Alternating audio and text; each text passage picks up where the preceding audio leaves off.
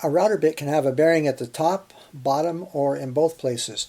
They're called pattern router bits, and if you attach a pattern to work that's to be shaped, the bearing follows the pattern while the bit shapes your piece of work. And if everything goes right, you wind up with a perfectly shaped project and the pattern comes away unscathed, ready for another day. However, some pieces of wood that I use are very thin and could easily be chipped or shattered by a router bit. So, could I put a bearing on a sanding drum instead? The answer turned out to be yes, sort of. Hi, I'm Paul. This is openwoodshop.com, and today I want to take the idea of a pattern bearing on a router bit and apply it to a drum sander. Can it be done? We'll see.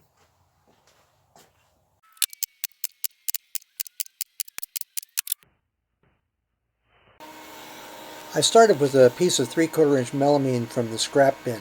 It fits onto the drill press table with a border and a key underneath, and this keeps the new table in one place, thereby helping to keep things accurate and consistent. A hole was cut in the center of the new table, and another key made and some plugs were fit into the hole. The plugs can go in only one way, so it adds another layer of accuracy and consistency. I don't know if it really does, but it makes me feel smart and it costs nothing, so I'm going with it.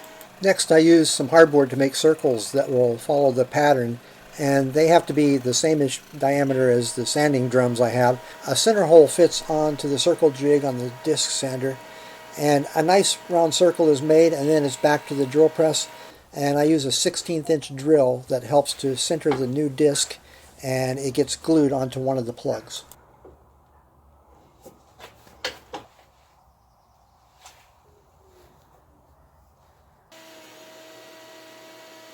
So it worked, but despite my best effort, the disc was just a little too small, and so the drum sander took off some of the pattern, which meant going back and making a slightly larger disc.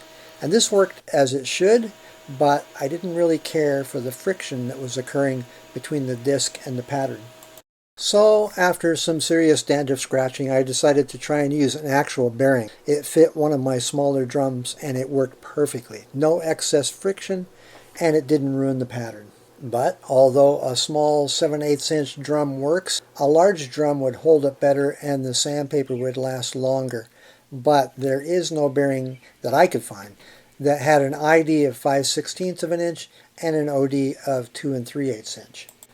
I grabbed a scrap of HDPE plastic from the HDPE bin, and yes, I really have one, and started lathing it down. And by the way, when I opened the large drum to attach the hardboard disc to it, I found out that there's a 1-inch hole running through the middle of it.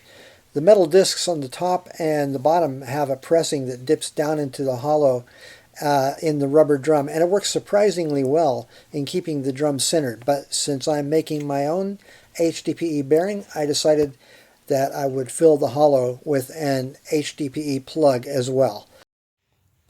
Okay, things seem to be going swimmingly well, except the thickness of the HDPE and bearing meant that there were no threads on the shaft of the large drum to tighten the nut down. One would think that I would have noticed that, but after all, in my defense, it wasn't an issue on the smaller drum. So I thinned the disc down, and after several configurations, I wound up with a plastic disc that replaced the hardwood disc, and it worked better, and there was not as much friction, but the disc also can't spin. I want the disc to spin. So I drilled out the center of the new disc and fit the bearing. The fit was just a little loose, so I had to shim it up with some metal from a Pepsi can, and that worked out just right.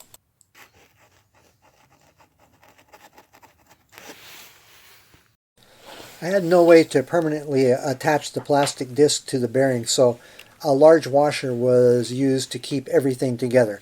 But of course, with this new rig, there was no way that it was going to fit onto the drum because, you know, threads.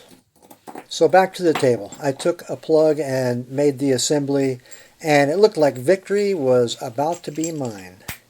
Except now the whole assembly stood just a little too high for my pattern, and the drum sander just barely reached the workpiece. So I ground down the head of the bolt on the bearing, And then I drilled a divot into the top of the ground off bolt so that the bolt head on the drum could lower down into it an extra millimeter or two. So I'm definitely looking for every last bit of depth I can here. So now I have just enough room to get the job done. The pattern, by the way, is made from 5/8 inch stock, and this problem could have been fixed just by using 3/4 inch patterns. But I already have a number of 5/8 patterns, and now I can use either one. So that's it. The madness stops here. It works well. I'm sure I'll find other uses for the table and plugs that fit on the drill press table, and now I can finally move on to obsessing about other things. So put your phone down, get out of your seat, and go make something.